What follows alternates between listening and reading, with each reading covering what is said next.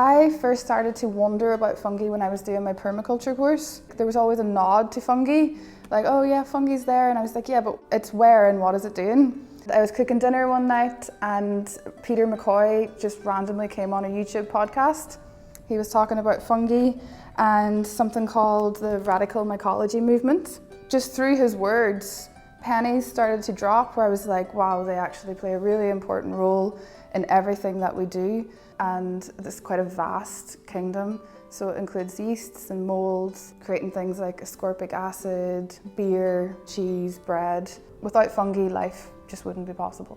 They're really important for medicine, for humans and non-humans. When you go through the forest, there's like a big bite taken out of the fly agaric mushroom. So it's not just humans that are looking to mushrooms for their benefits.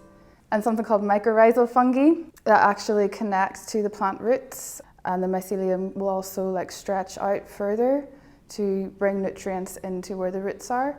If you look at that mycorrhizal relationship where it's the plant actually working along with the fungus in the soil, the plant gives the fungus sugars, and in return the fungus will make nutrients bioavailable in the soil.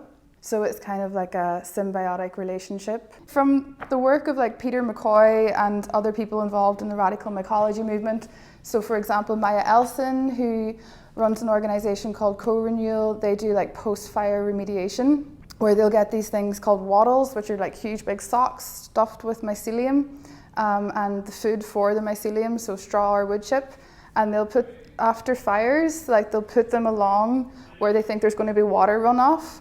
So then any toxic materials that would be running off the land after the fire, the idea is that the mycelium will absorb those heavy metals or whatever it is. This guy, Trad Cotter, he's an absolute genius, and he's got this idea about growing shiitake spawn on a chopping board. You kind of scrape it off so the mycelium is just inside the chopping board.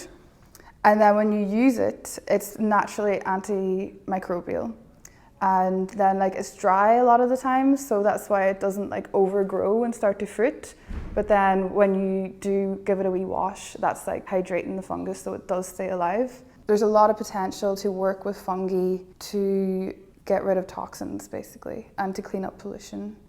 So when you find, for example, a turkey tail growing on treated wood, then you can take a little sample from the inside of the mushroom where it's sterile, put that on an agar plate, and then you're basically growing strains that you know can grow on wood that's been treated with a certain chemical. There's something called the Society for the Protection of Underground Networks. So it's basically a community of people all around the world who are looking at the different fungal networks that are in their area and the work that they're doing, whether it's in a forest context or in a soil remediation context. It's a movement that's really important, because only 0.2 of global conservation efforts are actually for fungi. So they're really not getting as much attention that they should be getting.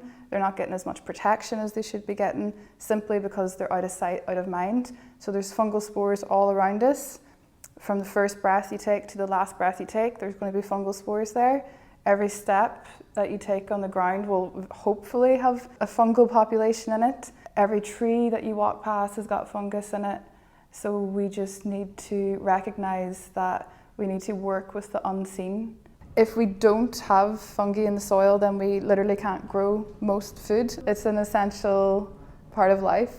And fungi were here present on Earth long before we came about. And they actually helped plants migrate from the sea onto land through, again, those mycorrhizal connections. Things would just build up as well. Without fungi, you wouldn't have any decomposition. They help the regeneration. They work alongside bacteria. Everything has got some kind of fungal relationship, no matter what kind of being you are. If you're a fly or if you're a rhino, there's going to be some kind of fungal dynamic going on there. And even in our own bodies, has important fungal population as well. It's more bacterial dominant in our own guts, but the fungi that are there are really important to manage that bacterial population too. Well, by looking at how fungi work in the soil, we can take inspiration from that and bring it up into our relationships in society. Society has to find ways to reintegrate back into a way of being with the soil. We've kind of like lost our soul journey, thinking about what's taken us away from the land. We've lost sight of soul when we've lost contact with the soil. It's important for us to realise that we are soil forms ourselves.